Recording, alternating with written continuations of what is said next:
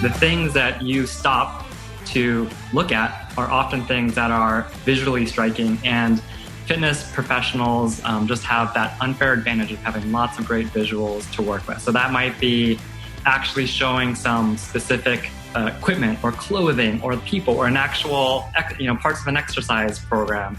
It could be any of those, but just think, what is that visual component of what you do that might really capture someone's attention?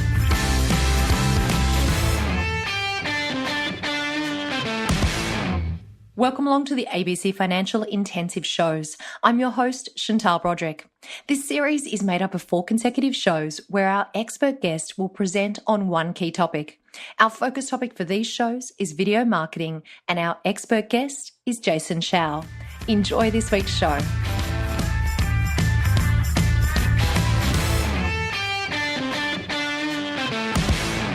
Hey, Jason, welcome back to part 3 of our video marketing series for fitness professionals. Hi, Chantal. Happy to be back. Really excited to have you back now. So last time we talked about the common mistakes to avoid when creating videos. And this time we're going to be talking about some ways to make your video cut through. How do we do that? Yes. All right. So this is where I think we have some unique opportunities to really take advantage of where fitness professionals have an unfair advantage. And you may remember from part 1, I touched on this very, very briefly, but I really think it's worth spending a whole section here now, because this is what's going to really help you stand out from all the other stuff that people are seeing on social. So if you remember, I talked about how fitness professionals really have an unfair advantage, and we have to figure out how to take advantage of that. And, fitness it's inspirational, it's aspirational. There's, methods, philosophies, expertise, training, wisdom. It's visually interesting. It's a lifestyle. It's so much more than just, the exercise programs or the specific things you do at the gym or the studio. So when you think about, just all the other products and services, like from real estate, law, accounting, insurance, fitness professionals have such a huge unfair advantage. And so we need to make sure that we're taking advantage of this. It's what I want to do in this episode is break it down into a few specific things that you can really think about that are very, very specific to fitness. And so I have 5 things. Love the sound of that. I love your lists. I love everything. Makes it just want to make sure. Yeah, I just want to make sure everything is just very digestible and actionable, and that there's nothing lost here. That's great. Okay, talk us through the 5 things. Okay, so the first thing is think about the people that you have at your disposal that you can include in your videos. So, when there are always those people either in your company or your studio or your business or your gym, those people with like a crazy infectious aura or vibe or personality. Those people are just magnetic, not just for, environment, but they often translate very well in a video. And obviously in the fitness profession, you have access to all sorts of great personalities. So think about those people with amazing personalities, including yourself. How can you get them to do something with you or for you, on video? Who are the amazingly good-looking people you work with? I mean, that's an unfair advantage you have compared to that accounting firm down the street. I keep picking on accounting. I'm sure my accountant is going to hear this and I know. get angry at me. What are you saying, Jason? But it really is such an advantage. And we know video is a visual medium. So work with what you got. If you are a gym owner or a studio owner, who are the instructors you work with? And we mentioned this in our past episode, who are your super customers, your super fans? And the reason why they are important is because not only will their kind of testimonial or their statements about you or your business be super genuine, but often these people also have their own networks, online networks themselves. And so you would love to be able to kind of leverage their own popularities. Who are the people that you learn from? Are there specific people at your gym or mentors that you have that you can bring into the fold and share with others, as in terms of content? And then the last one I love is, who are the people that are just part of your crew, your tribe? I often say that your personal brand is defined in large part by the company you keep. And because particularly in fitness, your personal brand is often both a big differentiator from others, but also it's a big part of the, a prospect's consideration process. Show that off. Show off who you are in more ways than one. So that whole first thing is just all about the people. That is just a huge unfair advantage that fitness professionals have. All the wonderful, amazing, interesting people that you have in and around you. That is a fantastic one. And I love all the examples that you gave, because as you were talking through, like those people that are those shining lights or our ambassadors within our clubs, all of a sudden images of different people were popping into my mind. So I'm hopefully, as all of our FBP family are listening to this, the same thing's happening to you. And perhaps it's a great idea, if you don't currently, to grab a pen and paper and start scribbling down some names of the people that really jump out to you as potential people that you can have in your video. So love it. So that was number one. Let's move on to number two. And so two, continuing kind of on this theme of really inviting your community into your world. So another unfair advantage is that in fitness, there is always some type of particular, method or methodology or philosophy that's really guiding, how you do things, and that's probably different from how other people do things.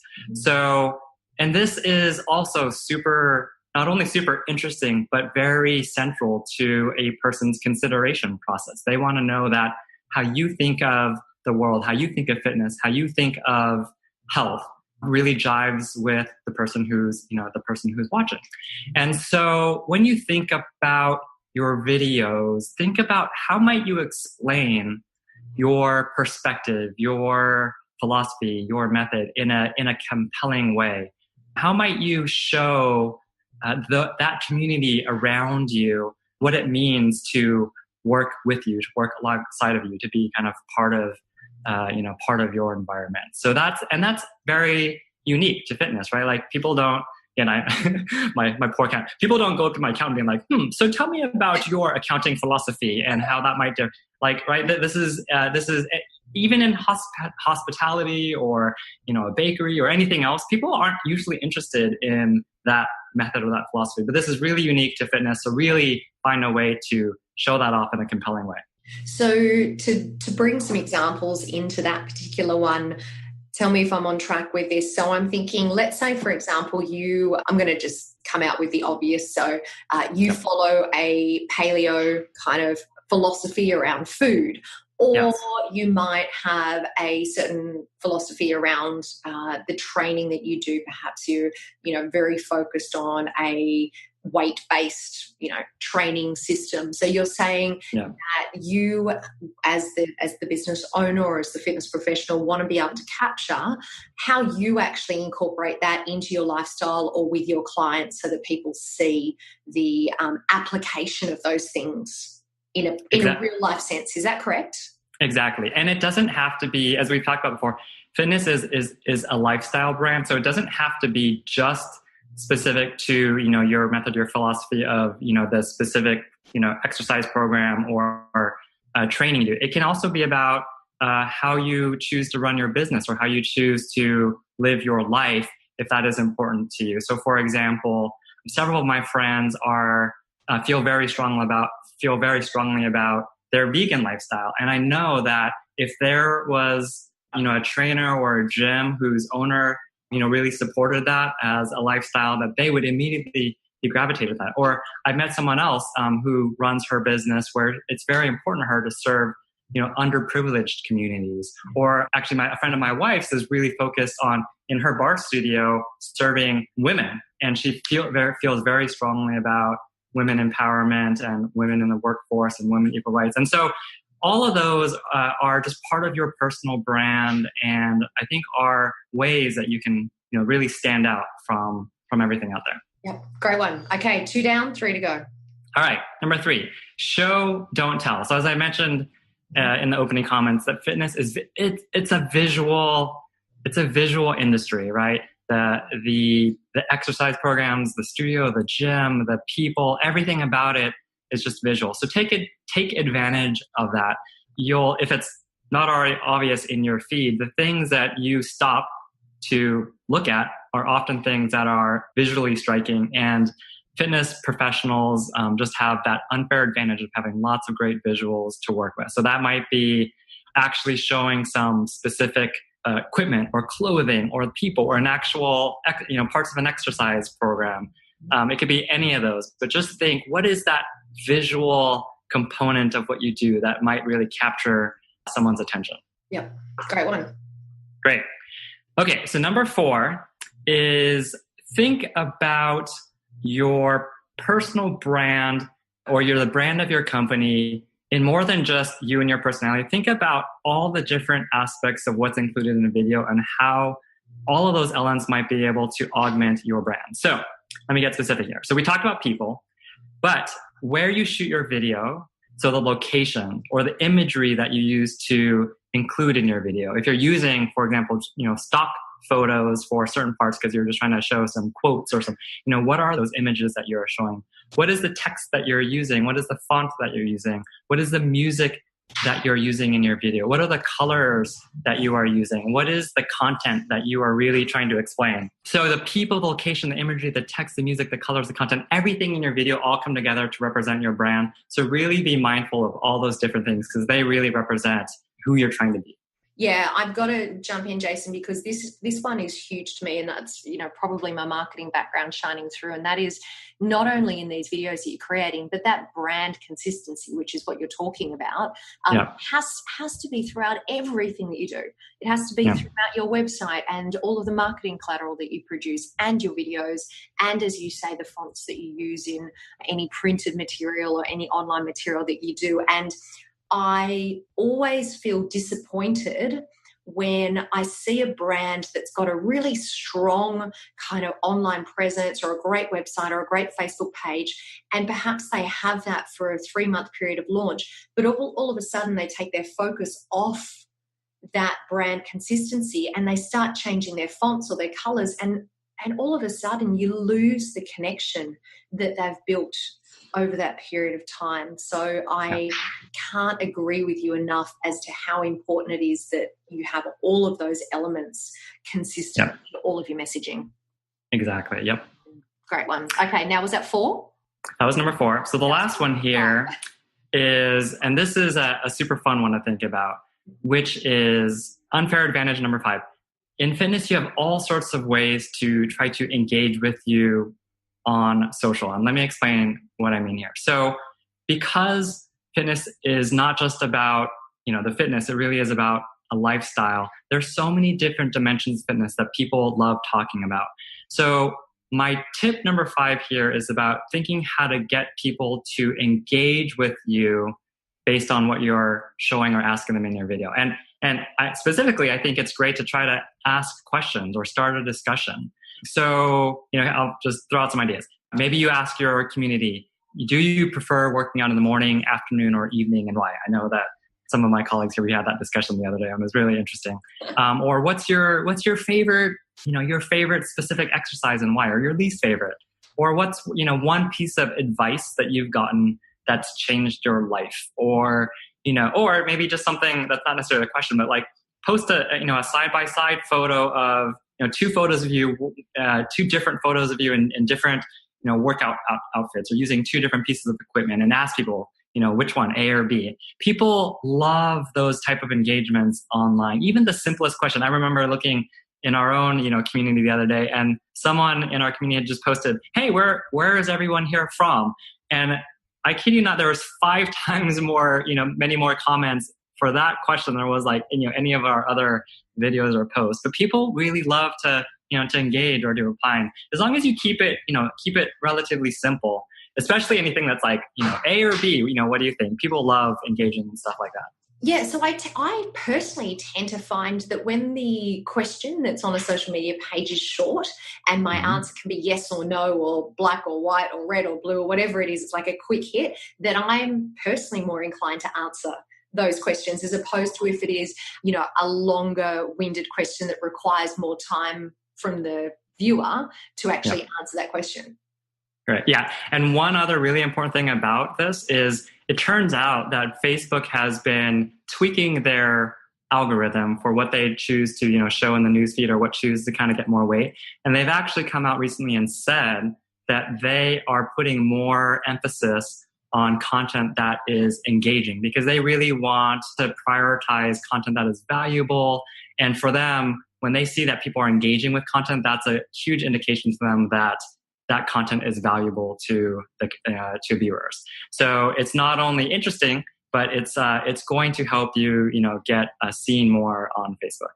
Yeah. And I the other thing I love about the idea of putting up questions is that you can learn stuff about your audience and about your Absolutely. Community. Yeah, and you can utilize that stuff for either maybe later video content. So a great one is when you're asking people about what they want to know more about, do you want to know about the latest technique around squats or something like that. So you can actually gauge a bit of a feeling from your audience, from your community as to what they want to know more about, which can help you later on. Cool. Okay, Jason. So that's all of our 5. So do you have some homework for us in this episode? I do. And all this should be very predictable. At the end of all of these sessions, I'm asking you to make a video based on what we learned. So here, the theme of all of this has been, how can we help you cut through the noise to really stand out on social media?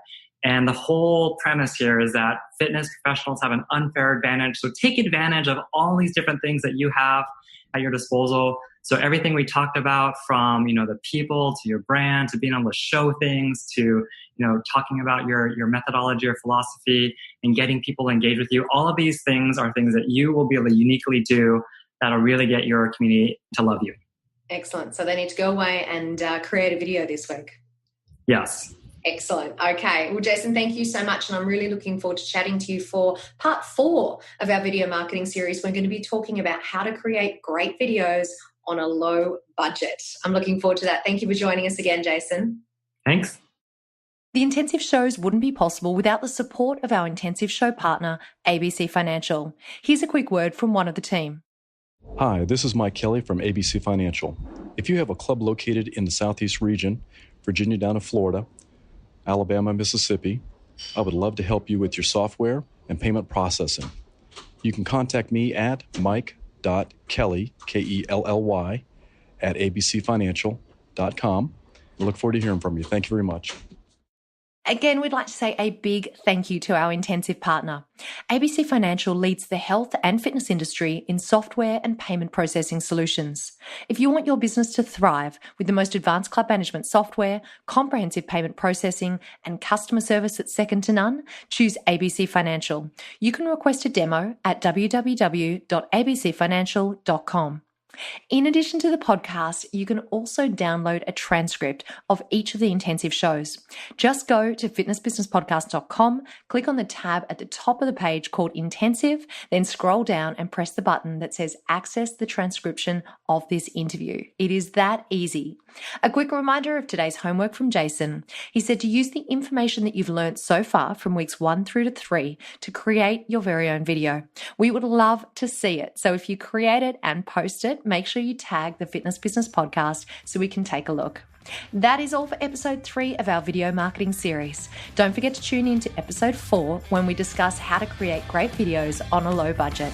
Thanks for joining me.